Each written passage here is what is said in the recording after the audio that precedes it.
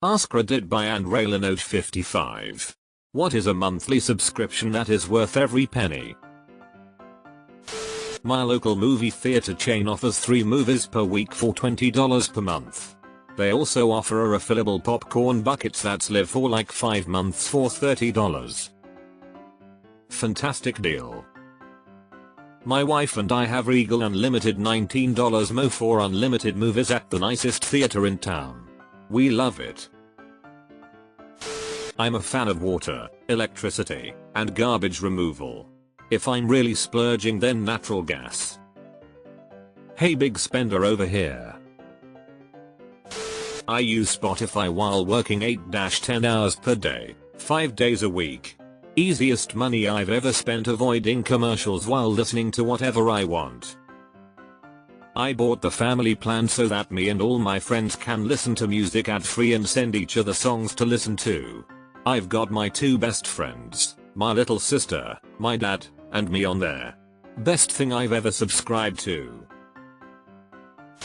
My local gas station chain called Sheetz has unlimited fries for $9.99 a month. Solid fries too.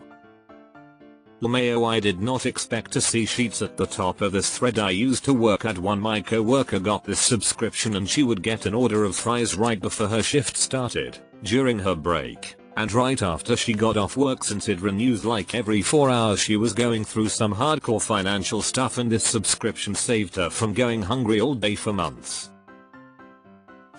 Respectfully speaking, if you're going to use it, a gym membership. Living on the streets? A $11 a month Planet Fitness membership is well worth it for the showers alone. I have a weekly delivery of fresh vegetables from local suppliers. It's a bit more expensive than going to a shop, but they are fresh and taste amazing. Even friends recognize that the carrots are way more intensive in taste. What's the subscription? Just something your local suppliers offer, or is it something larger? A library card. Edit. Wow, I didn't expect this to blow up like it did. Yes, you get your library card free. However, libraries are partly funded from us paying our property taxes, city council rates. Even if you're renting, part of the landlord's mortgage goes to escrow, which pays the property taxes for your rental. A wise man once told me that having fun isn't hard when you've got a library card. Not a monthly subscription, but $100 every 5 years for pre-check and global entry is the best money I've ever spent in terms of time saved. I am about 3 trips into my pre-check, and it is delightful. Of course, we already had all these features before they took them away from us, then sold them back for the price of our personal information, but here we are. My Spotify Plus Hulu deal I still have as a former college student at $11 a month for both. My gym membership through AAA, Active and Amp, Fit Direct deal, which is $28 a month for access to a bunch of gyms in my area. Same on the Spotify Plus Hulu deal. Happily pay each month. My Planet Fitness membership. Started going in September for X week and have lost about 20 pounds so far. It's such an immense stress reliever and I am feeling great about my progress and strength gain. That's great, keep it up. Libby, Overdrive and Hoopla. Pimsleur $14 month for unquestionably the best language learning program app in existence. Completely and utterly blows away stuff like Duolingo, Babel, etc. Do a single month of a language before visiting a country that primarily speaks it and you'll be blown away by just how much it helps. You may not be striking up detailed conversations with native speakers, but you can absolutely get around and say plus understand all the stuff a tourist needs. Game changer for when I visited Italy. I'm on the waitlist for it at my library. I've heard good things. Not a monthly subscription, but I love my annual Costco subscription because I love the quality of customer service and their better wages for employees. I was so proud of Costco. One of their locations unionized and the company's response was basically, we failed our employees because they decided a union was necessary. Audible. However, never be a permanent subscriber. There are always promos for either free months or a series of months for $5. Just use those and unsub sometime during the last month. You'll get another promo offer a couple months later. Worth mentioning is the site, LibriVox. That has a bunch of free public domain audio books that are recorded by volunteers. Quality varies widely, but for the most part narration tends to be pretty good. I've found LibriVox's narration to often be comparable or better than Audible's. Popular titles will often have multiple versions done by different narrators, so you can have a pretty good selection of recordings to choose from. You can also volunteer to be a narrator yourself. Many books only have recordings from the late 2000s and might benefit from a fresh reading done with more modern home recording equipment. I bought my mom a gift subscription to Night Times and she no longer forwards me crazy stuff from Business Insider and Yahoo News. Spotify. People complain about the price and or free version, but I almost use it every day and more than every other app. Not just music but podcasts. Helps make the commute easier. Spotify is the one thing I use every single day. There's never a day I don't put on music. I hate how we have to subscribe now, we can't buy software. I thank God my workplace supplies me with Photoshop for, work. Which is what I use it for, of course, exclusively. Just for work. Nothing else. Getting it myself would be a very expensive subscription, but then I wouldn't do that as I say, I use it exclusively for work. Mealime app on my phone. It's $2.99 a month and it has tons of recipes for meals. It creates a shopping list for you and has a reminder each week to help create your weekly menu before you go grocery shopping. It then has very effective recipes that are super easy to follow with in-app timers for you to keep you on track. There's also a free version. Kindle Unlimited is awesome. For the wife and I, we read about 175 books per year. I have it, but all the new or interesting titles seem to cost extra. Not a personal problem, and I'm not sure it really counts as a subscription, but I'm going to say, birth control. Edit, because of some comments I've been getting, I'd just like to point out that my personal birth control is abstinence. I lost my sex drive or desire for a partner back in my 20s and 2 decades later I have yet to change my mind. If I had a kid, it would be either from immaculate conception or a very determined rapist getting past my home security and plethora of dogs and attack cats, as I am an introverted hermit. So I'm not ditching birth control costs on someone else, I just don't have them personally. The subscription that could get many developing countries out of poverty. The New Yorker.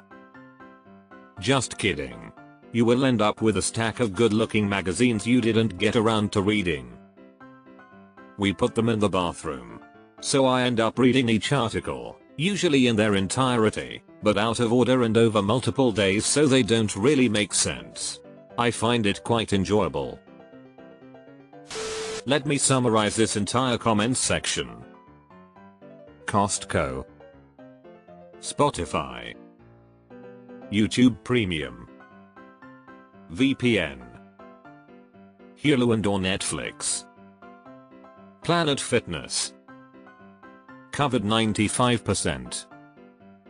The other 5% is library card. Was wanting some more variety. I know I'm going to catch shit for this, but AARP really has saved me a lot on travel, insurance, and a couple of other things. I'm in my 30s, so just the comedy of the card in my wallet is worth the subscription price to me. Audible has been an amazing subscription for me. I used Audible credits to pay for lecture series through great courses on several different subjects. I took CLEP exams on these subjects to knock out some of my general education requirements in college. Audiobooks are amazing if you want to read but don't have the time to sit down and do it. So many people are missing out on this huge industry of media. Cinemark Movie Club, $11 a month. Free ticket each month, 20/25% discount on concessions. Buy tickets online with no fee and earn rewards that can be redeemed for additional free tickets. Gamapus. I would cancel every television streaming service I have before I would cancel my Gamapus. Library. Lifetime free membership. Canva. I scrolled way too far to find this. If you have pretty much any kind of business, it's worth it. It's Photoshop for people with little or no artistic training. Allows me to create anything I need. I love it so much. Google Photos for me. Guaranteed storage of photos, one click away, just worth not having to care and do it manually. If you like documentaries and learning, CuriosityStream is well with the $30 a year that I pay for it. Only problem is that the content is so interesting that I can't watch while working. Dog health insurance. I don't have $1,000 cash on hand for any emergency vet visits. Insurance makes sure I won't break the bank or ever have to put my pup down for lack of funds during an emergency. It's not cheap, but the few times I've really needed it with a couple $1,200, $1,500 bills, I'm at least breaking even. Worth every penny to know I can make a life-saving decision if necessary without financial ruin. Co-signing this. Got insurance policies for my two cats as a bundle with my car renter's insurance in March while still being skeptical of whether it would pay off in the end. My cat got a surprise diabetes diagnosis in June and spent a few days in the ER critical care for a related issue in August. Would have been $10K plus in the hole without insurance. Easily one of the best decisions I've ever made. My password manager. 1Password. I'm fully aware there are ways to have a free password manager, or self-host my own server, etc. But F@% that. I'm a family of 5 and a real password manager service lets me share folders passwords with various family members, and synchronize them all across a dozen plus devices and platforms. And I don't have to manage it. I will likely pay for it until I die, and be fine with it. My entire family literally uses this service dozens of times a day. Edit. It also lets me generate TOTP codes from the app, which is super convenient when you're sharing logins with others in your family. Even if I was on Bitwarden, that's a paid feature. This one is strictly personal preference and will not be popular amongst most, but for me $5 a month for SiriusXM. I work from home and listen to sports radio shows. It brings me a lot of joy and makes my days go by faster. The normal rate is $9.99, but if you threaten to cancel they almost always go half price. Even at $10 it would be worth it for me, but why pay for when you know you don't have to, you know? I love my Sirius subscription chiefly because I got a Sirius lifetime subscription for $400 about 15 years ago, before Sirius and XM merged. It paid for itself in under 3 years, and thanks to a class action lawsuit a few years back, Sirius is contractual bound to honor the subscription for my lifetime, not the lifetime of a receiver. Honestly, Dropout. There is a new show called Very Important People and it's hilarious, and just the second episode itself was well worth the $6. My dumbus has been searching for a service called Honestly Dropout. House cleaners. Literally the best money you'll ever spend. Abso-fucking-lutely, no more weekends spent cleaning the whole house, no more resenting Misa because she is not doing as much around the house as I am. Just a clean, peaceful home. Not monthly, but Costco.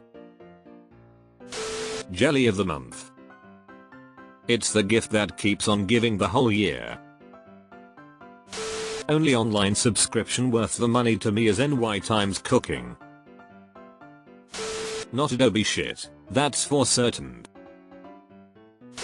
Criterion Channel. If I had to choose only one streaming service to sub to, it'd be that one. I'm slowly turning into a cinephile by having Criterion. Worth every single penny. I wish I could share my account with someone though. I've always wondered if that's by design, like Netflix trying to limit the profiles on an account, or if they just never got around to it. A therapist. VPN. In Finland we have museum card. For 79 euros per year, you get access to over 300 museums all around the country. It is difficult to find a museum that is not part of the system. Many museums cost 15 euros to enter, so easily worth the price. Bitwarden for $10 a year, insane that it's that cheap for the service it offers. Roth IRA. It is only around $500 a month and you get to invest in your future. iCloud. It just backs up everything and I don't even have to think about it. To settings, layout of my home screen, etc. The hide my email feature alone is worth the cost. Everything else is just a bonus. It's our pre and amp, NY times puzzles. Not to brag, but I get water and power delivered to me. AAA. Spotify. I remember joining Premium a few years ago and it was great to lose the podcast ads, but in the past 6 months it seems like more podcasts are adding their own ads, and now there's a non-skippable ad format in the app. Noticed it in the Ringer podcasts. The song downloads are great, though.